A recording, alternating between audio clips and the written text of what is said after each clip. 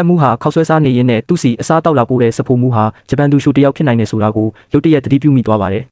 အကြောင်းရင်းကတော့အဲ့ဒီလူဟာအစားတောက်လာပို့တိုင်းတော့တွေကိုအမြဲတမ်းစစ်ဆက်ကြည့်တက်လို့ပါပဲသူဟာတကယ်သူရှူဟုတ်မဟုတ်သိချအောင်တက်မှုကထောင်ချောက်ဆင်ပြီးအကဲခတ်ဖို့ဆုံးဖြတ်လိုက်ပါတယ်တက်မှုဟာစဖိုမှုရှိမှတင်တမင်တကာအပြင်ထွက်သွားပြလိုက်ပါတယ်သူထင်တဲ့အတိုင်းပါပဲသူတကားအပြင်ရောက်တာနဲ့စဖိုမှုဟာအခန်းထဲကိုချက်ချင်းဝင်သွားပါတယ်သူရှူဟာတက်မှုရဲ့တော့ကိုယူလိုက်ပြီးကြိုတင်ပြင်ဆင်လာတဲ့မုံနှခဲပေါ်မှာတော့ပုံစံပေါ်အောင်ဖိနှိပ်လိုက်ပါတယ်ဒါတွေကိုတက်မှုကအကုန်မြင်နေရပေမဲ့ဘာမှမသိသလိုမျိုးဟန်ဆောင်နေလိုက်ပါတယ်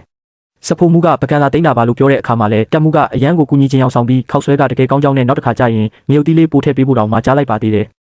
မိမိရဲ့အကြံစီကိုတက်မှုမသိသေးဘူးလို့ထင်နေတဲ့စဖိုမှုဟာပကံတွေကိုယူပြီးအေးဆေးပဲထွက်သွားပါတယ်ဒါပေမဲ့ရုံငန်းအပြင်ရောက်တာနဲ့သူဟာအဆောင်ကိုအပြေးလွှားသွားပြီးကတင်အောက်ကဘူးတဘူးကိုထုတ်လိုက်ပါတယ်အဲ့ဒီနောက်မုံနှစ်ပေါ်ကတော့ပုံစံအတိုင်းတော့တူပြုတ်လို့ဖို့ကရိယာတွေကိုတုံးပြီးတော့အစ်တစ်ချောင်းကိုဖန်တီးလိုက်ပါတယ်